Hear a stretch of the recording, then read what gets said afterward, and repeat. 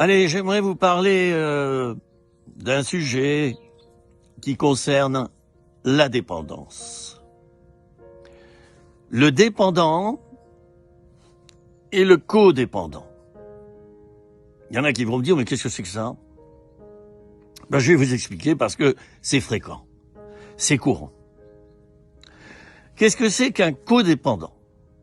Ben, c'est quelqu'un qui a besoin de dépendre de quelqu'un d'autre, mais en utilisant la manipulation et plein d'autres techniques, de telle manière à devenir une personne indispensable dans la vie de l'autre, qu'on va appeler le dépendant. Le codépendant a besoin de sa cour, chers amis.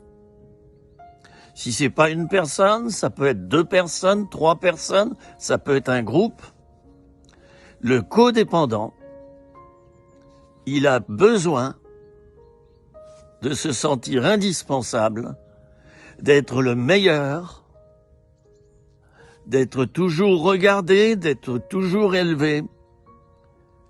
Et bien, il a tort. Il a tort.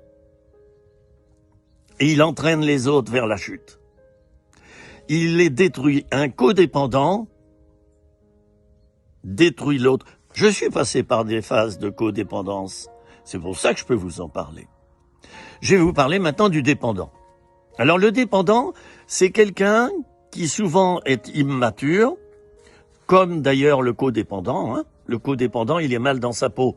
Il n'arrive pas à vivre par lui-même d'une manière autonome, donc il a besoin des autres. Il a besoin que les autres se collent à lui. Il vit par procuration, le codépendant. Alors, le dépendant, c'est quelqu'un qui n'a peut-être pas suffisamment de maturité pour être autonome, et il va donc avoir besoin de se coller à quelqu'un, de se visser à quelqu'un. Il va avoir besoin d'en faire une idole. Et qu'est-ce qui va se passer? Ben, le dépendant, il va téléphoner sans arrêt au codépendant, à l'autre personne. Il peut y avoir 10 appels par jour, 20, 30, 50, 60 appels téléphoniques par jour.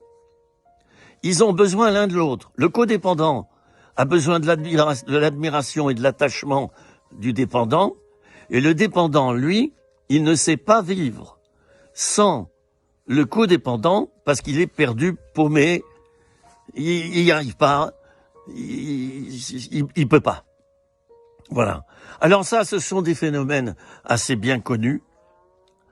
J'ai été dépendant dans ma vie parfois, j'ai été codépendant également. Dieu a fait, et merci à lui, et merci à ceux qui m'ont éclairé aussi, que je suis sorti de ces processus. Il faut en sortir. Sinon, on devient des esclaves. Le dépendant devient esclave du codépendant, qui devient une idole à ses yeux, et le codépendant devient esclave de son vice, de se faire adorer, d'avoir sans arrêt sa cour autour de lui. Tout cela, ça entraîne dans la vie des 2 personnes une destruction massive dans la personnalité, dans l'identité, dans le caractère. Et c'est nocif, c'est toxique. C'est pourquoi, si vous êtes comme ça, je vous en supplie, ne vous en voulez pas. Mais essayez de changer, faites-vous aider par quelqu'un de sûr, qui connaît ce problème-là, et par petites étapes, eh bien, que le codépendant se sépare du dépendant et que le dépendant se sépare du codépendant. D'accord?